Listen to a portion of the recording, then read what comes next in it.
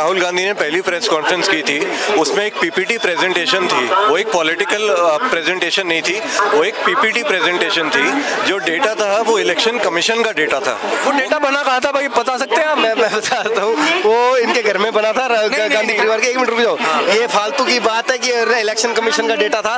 वो जो पीपीटी थी ना, वैसी पीपीटी 9th क्लास का बच्चा तैयार कर देता है यहाँ पर इंडिया में। रोज बनाते हैं पीपीटी। माहौल से कुछ नहीं बनने वाला।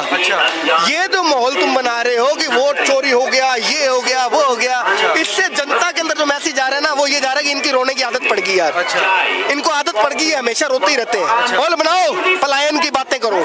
बिहार से पलायन क्यों हो रहा है जी?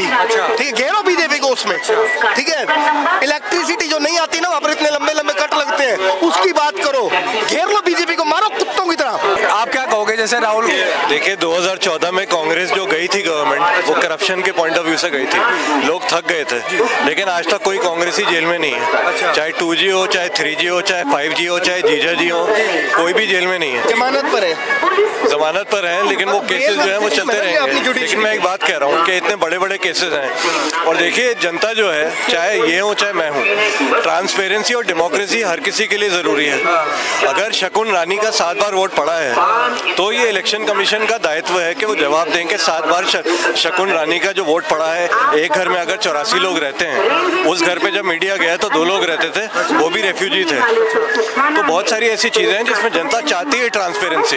हमें ट्रांसपेरेंसी चाहिए, आप जवाब दीजिए, आप सही जवाब दीजिए। लेकिन ये जवाब, अगर आपने कैमरे लगाए हैं कि जो फुटेज है वो किस लिए है, कि अगर कल को कोई प्रॉब्लम आए तो आप, अगर कोई चीटिंग हुई है तो उस चीज को दिखाया जा सके। वो फुटेज दे देते, बात खत्म हो जाती है। आप एक चीज तो समझेंगे, एक प्रोसेस होता है किसी चीज का।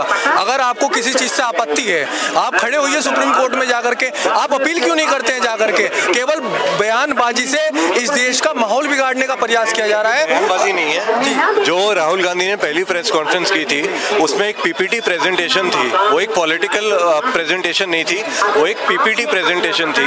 जो डेटा था वो इलेक्शन कमीशन का डेटा था। वो डेटा बना कहाँ था भाई, बता सकते हैं आप? मैं बताता हूँ, वो इनके घर में बना था गांधी परिवार के। एक मिनट रुक जाओ, ये फालतू की बात है कि इलेक्शन कमीशन का डेटा था। वो जो पीपीटी थी ना, वैसी पीपीटी 9th क्लास का बच्चा तैयार कर देता है यहाँ पर इंडिया में। रोज बनाते हैं पीपीटी। एक मिनट, ठीक है, एक मिनट सर, आप इमोशन की बात सर, 1 मिनट, ठीक है। मैं कह रहा हूँ 9th क्लास का बच्चा वैसी पीपीटी तैयार कर देता है। ये बिल्कुल, मैं कह रहा हूँ आप पीपीटी बनाओ, लेकिन उसके अंदर फैक्ट्स तो रखो। फैक्ट कहाँ है आपके पास में? सबूत कहाँ है आपके पास में? फिर अगर पीपीटी, अगर आपके पास में इतनी सॉलिड स्ट्रॉन्ग एविडेंस है, अगर आपके पास में डॉक्यूमेंट फाइल तैयार है, तो उसको कोर्ट में लगाओ ना। प्रेस के सामने लगाओगे आप? कि जनता के सामने अगर माहौल बना दिया, फिर वो फाइल कोर्ट में तो नहीं गई? क्यों नहीं गई? यही तो पूछना चाह रहे हैं। कोर्ट में तो नहीं गई ना वो फाइल। सिर्फ आकर के आप जनता के सामने हाय तौबा मचा दो, उसके बाद में जाके घर पे बैठ जाओ, मैं तो मेरा काम कर आया। ठीक है, अब जनता जाने और मोदी जाने। ये गेम तो चल रहा है। तो कहीं अगर तुम्हारा एक्चुअल में इंटेंशन है, तुम्हें लग रहा है कि हाँ भाई वोट चोरी हो रहा है, कोई घपलेबाजी हो रही है, सुप्रीम कोर्ट पड़ा इतना बड़ा, तुम लोग आतंकवादियों के लिए आधी रात को खुलवा देते हो। 2:30 बजे खुलवाई है ना तुमने कोर्ट, ठीक है? तो इस इतने बड़े मामले के लिए भी खुलवा लो यार। एक बार पहुंच के वहां पर रिट तो लगाओ। वो तुमसे लग नहीं रही। अब क्या मानूं मैं चोर कौन? कहीं ना कहीं ये इलेक्शन के समय में इस प्रकार के जो आरोप लगते हैं, इलेक्शन का जब समय आता है, उधर एक चीज बताता हूँ, मैं ना एक स्पोर्ट्स पर्सन हूँ, मैं कोच हूँ, ठीक है? और मैंने मेरी जिंदगी के अंदर न जाने कितने जो टूर्नामेंट खेल लिए, कितने ही बच्चों को खिला दिए, ठीक है? मेरे सिखाए हुए बच्चे नेशनल्स भी खेल रहे हैं, सब जगह जा रहे हैं। मैंने एक असूल हमेशा से देखा है, जो बंदा जीत जाएगा, जो प्लेयर जीत गया ना, वो कहेगा मेरी परफॉर्मेंस शानदार थी तो मैं जीत गया। और जो हार जाएगा वो हमेशा ये कहेगा रेफरी ने चीटिंग की। हारने वाला हमेशा कहेगा रेफरी ने विस्लिंग सही नहीं की, रेफरी ने विसल नहीं बजाई, फाउल नहीं दिए, ये नहीं किया, वो नहीं किया। उसके पास होते हैं बहाने। तो वही राहुल गांधी अब हारा हुआ खिलाड़ी है, ठीक है? वो बहानेबाजियां कर रहा है, इलेक्शन कमीशन ने ये कर दिया, ईवीएम ये हो गई, वोट चोरी हो गया, फालतू की बातें। तुम्हारे अंदर जिस दिन तुम्हारी परफॉर्मेंस में दम होगा, तुम जीत कर आ जाओगे। You have to work on your performance. अब ब्लेम करना बंद करो यार। आपको क्या लगता है, बिहार के अंदर जैसे चुनाव आ रहे हैं, ये माहौल बिहार के चुनाव के लेकर के तो नहीं बनाया जा रहा? अगर ये माहौल बनाया जा रहा है बिहार के लिए, तो मेरे को कांग्रेस की मानसिक स्थिति पर दया आती है। क्योंकि इस माहौल से कुछ नहीं बनने वाला। ये जो माहौल तुम बना रहे हो कि वोट चोरी हो गया, ये हो गया, वो हो गया, इससे जनता के अंदर जो मैसेज जा रहा है ना, वो ये जा रहा है कि इनकी रोने की आदत पड़ गई यार। इनको आदत पड़ गई है, हमेशा रोते ही रहते हैं। ठीक है, तुमने अगर माहौल बनाना है ना बिहार में, माहौल बनाने के लिए फ्री की एडवाइस दे रहा हूँ, ले लेना। माहौल बनाओ, पलायन की बातें करो। बिहार से पलायन क्यों हो रहा है जी? ठीक है, घेरो बीजेपी को उसमें। ठीक है, इलेक्ट्रिसिटी जो नहीं आती ना, वहाँ पर इतने लंबे लंबे कट लगते हैं, उसकी बात करो। घेर लो बीजेपी को, मारो कुत्तों की तरह। ठीक है, तुम्हें अगर माहौल बनाना है ना, वहाँ पर जो बेरोजगारी है उसकी बात करो। वहाँ पर जो परीक्षाएं रुकी हुई है, सिलेबस नहीं कंप्लीट हो रहे, उनकी बात करो। भिगो भिगो के मारो बीजेपी को। वो तुमसे होता नहीं। तुमसे क्या होता है? वो चली हो गया जी, वो चली। अब ये क्या कर ले आदमी इनका? भाई साहब देखिए, भाई साहब कह रहे हैं कि अगर जैसे बिहार के अंदर चुनाव है, चुनाव के समय में आपको वहाँ के मुद्दे उठाने चाहिए कि वहाँ पे क्या चीज़ की आवश्यकता है, क्या नहीं है, या फिर इस प्रकार से हर चुनाव में अब देश के अंदर यही माहौल बनेगा कि एक तरफ से माहौल बनता है कि भाई बाहर से जो नागरिक हमारे देश के अंदर उन्हें भगाओ, दूसरी तरफ जो है कांग्रेस ईवीएम उठा लेती है, कभी उठा लेती है कि भाई वोट चोरी हो रहा है। एक्चुअली जनता के मुद्दे कौन उठाएगा अगर नेता नहीं उठाएंगे तो? देखिए, जहाँ तक रेफ्यूजीज का सवाल है, यूपीए की गवर्नमेंट में 87,000 रेफ्यूजीज को डिपोर्ट किया गया था बांग्लादेश। और आप पिछले 11 साल का डेटा निकाल लीजिए, 5,500 लोगों को डिपोर्ट किया गया है। सिर्फ इलेक्शन के टाइम में रेफ्यूजीज आते हैं, वरना देखिए बहुत सारी गवर्नमेंट्स आती हैं, उनको ना ढोल बजाने नहीं आते।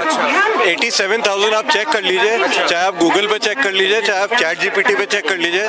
87,000 लोगों को डिपोर्ट करा था यूपीए की सरकार ने, और उन्होंने ढोल नहीं बजाया, इसको इलेक्शन वो नहीं बनाया।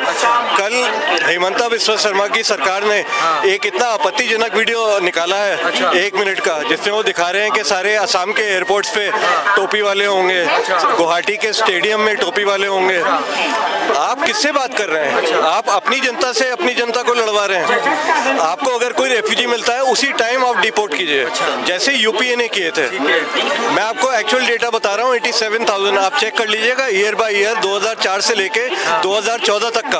आप क्या कहना चाहोगे, क्या लगता है कि बीजेपी नाकाम है? देखो कैसी बात, ये सिलेक्टिव सी बात करते हो ना, तब आपत्ति होती है। डेटा पे बात कर रहा हूँ, डेटा पे बात कर रहा हूँ। आपने कहा 85,000 डिपोर्ट हुए, आए कितने? किसकी गलती से आए कितने? यूपीए गवर्नमेंट में, यूपीए गवर्नमेंट में आए कितने? किसकी गलती से आए? यूपीए गवर्नमेंट की बात कर रहे हैं। देखिए, जिन्होंने 87,000 डिपोर्ट किया, वो उन्होंने ज्यादा डिपोर्ट किए, या जो बात कर रहे हैं कि हम सबको डिपोर्ट कर देंगे, उन्होंने ज्यादा डिपोर्ट किए? सिर्फ इस बात का जवाब दीजिए। मैं तो ये कह रहा हूँ भी 15 लाख आए, मैं कह रहा हूँ 15 लाख आए, 87,000 आपने भेज दिए, ठीक है, 14 लाख समथिंग रह गए।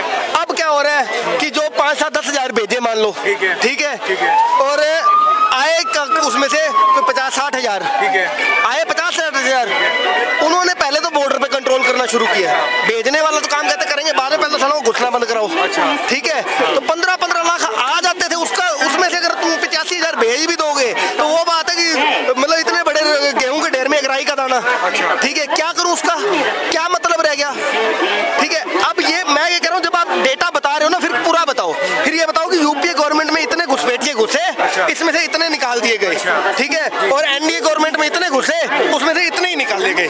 तब तो आता है डेटा समझ में। अब तुमने कह रहे 85,000 5,000 तुम्हें दिख गया, 15 लाख 50,000 का क्या करूं मैं? भाई साहब क्या कहना चाहते हैं? देखिए, असम में जो है ना, एक वो हुआ था, क्या कहते हैं, सर्वे हुआ था कि कितने रेफ्यूजीज हैं, कितने बांग्लादेशी हैं, कितने हिंदू हैं, कितने मुसलमान हैं। जब वो डेटा फाइनल हुआ तो उन्हें पता चला कि 22 लाख हिंदू हैं जो बांग्लादेश से आए हैं, और 1.25 लाख मुसलमान हैं। तो उन्होंने उस टाइम में उस डेटा को बिल्कुल बंद करके, क्योंकि एनआरसी के हिसाब से या एनआरसी के हिसाब से या सीए के हिसाब से जो हिंदू शरणार्थी है उसको इंडिया में एक्सेप्टेबिलिटी है, लेकिन जो मुस्लिम जस्ट टू बी करेक्ट, वो डेटा 1947 का था। ठीक है, 1947 में बंटवारे के टाइम में आए थे वहां से, ना कि आपके उसके बाद के टाइम का था। ठीक है, इस देश के अंदर जब नेहरू प्रधानमंत्री बन गए थे ना, उसके बाद की बात करो आप।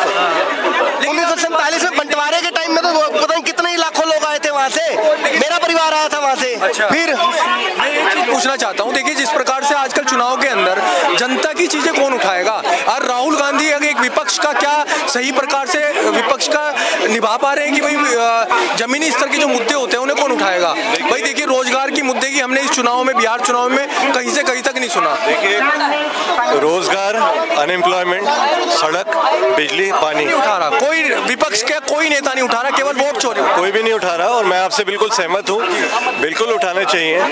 ये मुद्दे तभी आते हैं जब इलेक्शंस होते हैं, इलेक्शंस खत्म हो जाते हैं, सारे मुद्दे खत्म हो जाते हैं। देखिए, सारी दुनिया में जो एजुकेशन का लेवल है ना, वो बहुत ऊपर है। सारी दुनिया में एजुकेशन का लेवल बहुत ऊपर है। चाइना की आज इकोनॉमी जो है 28 ट्रिलियन पे पहुंच चुकी है।